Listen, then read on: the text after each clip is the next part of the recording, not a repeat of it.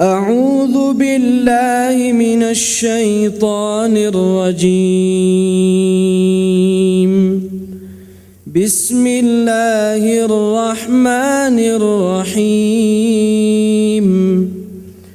وقولهم إنا قتلنا المسيح عيسى ابن مريم رسول الله وما قتلوه وما صلبوه ولكن شبه لهم وإن الذين اختلفوا فيه لفي شك منه ما لهم به من علم إلا اتباع الظن وما قتلوه يقينا بل رفعه الله إليه وكان الله عزيزا حكيما.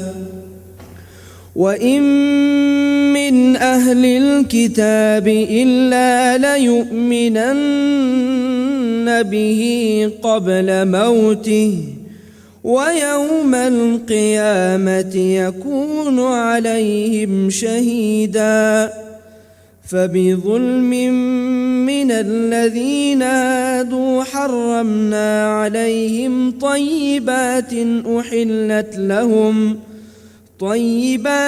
أحلت لهم وبصدهم عن سبيل الله كثيرا وأخذهم الربا وقد نهوا عنه وأكلهم أموال الناس بالباطل وأعتدنا للكافرين منهم عذابا أليما.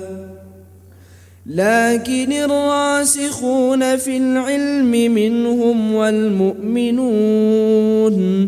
والمؤمنون يؤمنون بما أنزل إليك وما أنزل من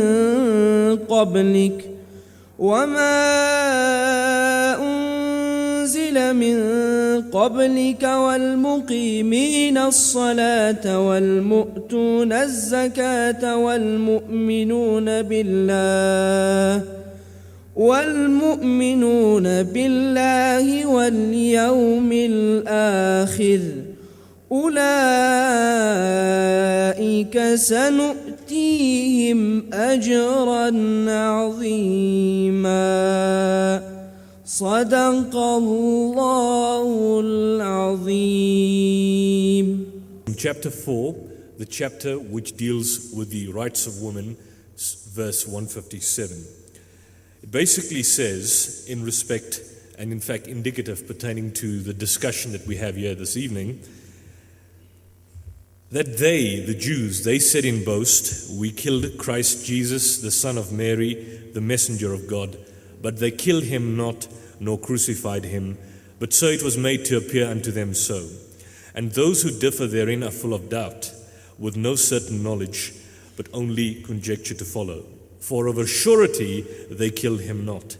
Nay, God raised him up unto himself, and God is exalted in power wise. And there is none of the people of the book, but must believe in him before his death, and on the day of judgment he will be a witness against them. That ends at verse 160.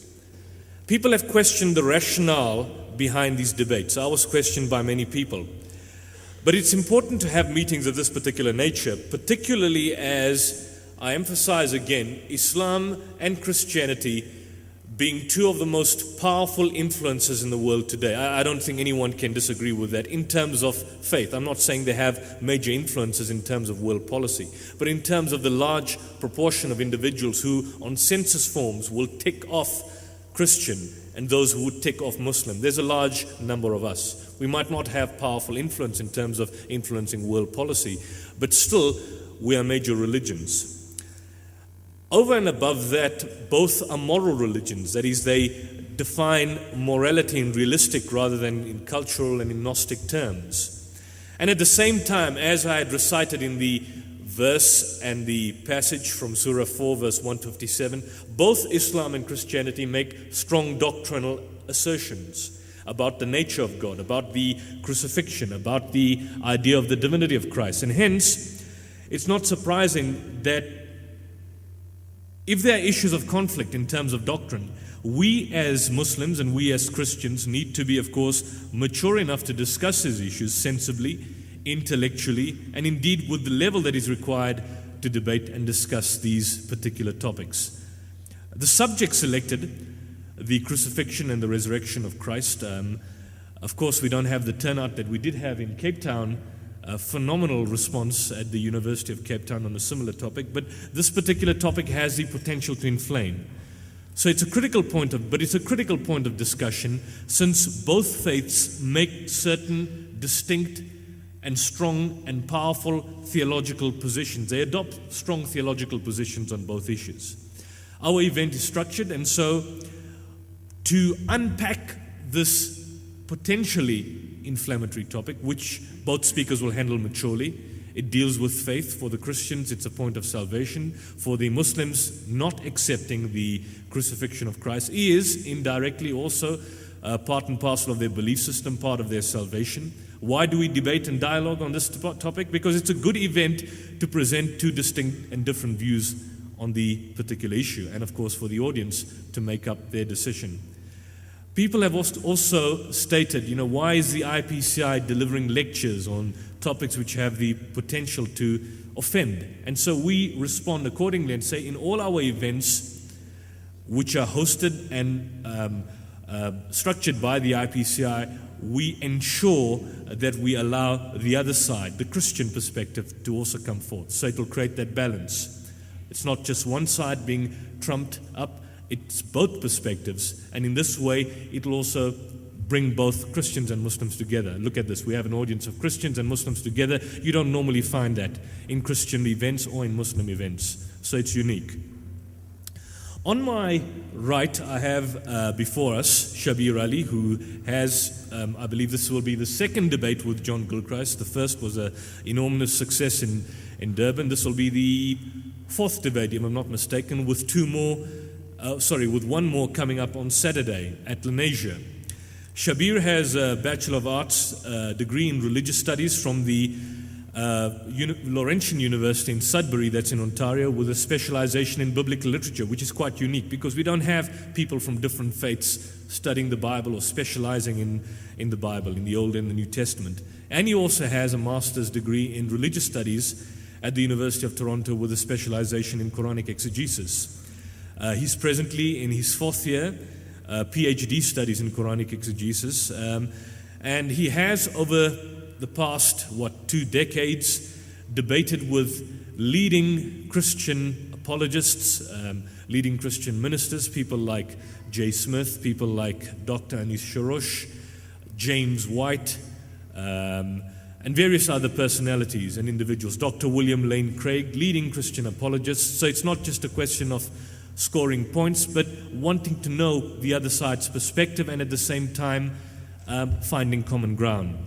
On my right, I have before me John Gilchrist. John is an attorney. He practices here in Benoni. I see it's a good area to practice as well because Durban is a bit of a rat race. John's been an attorney for the past, I think 35 years, I would assume. And he's also been an equal number of times, 35 years, he's been involved in Christian evangelism, particularly of the variety where they go to Muslim homes, speak to Muslims.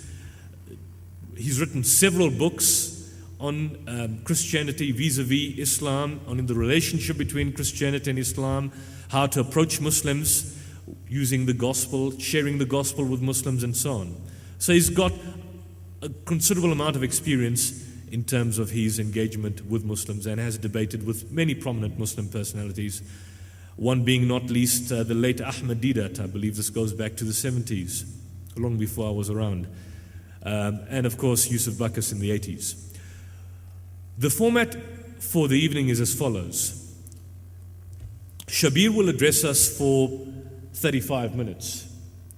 We will then have John Gilchrist giving us his presentation for the next 35 minutes.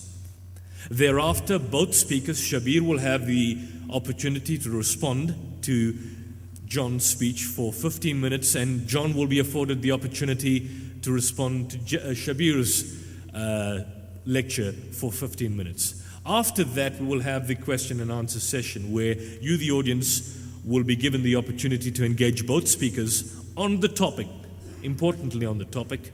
And when we will come to that particular period, I will amplify and give the details in respect of how it's going to be done more accurately.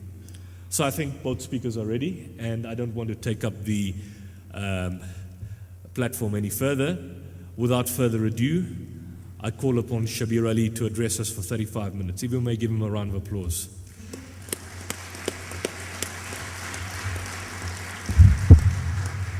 Peace be with you and the mercy and blessings of God. Or to say that in Arabic,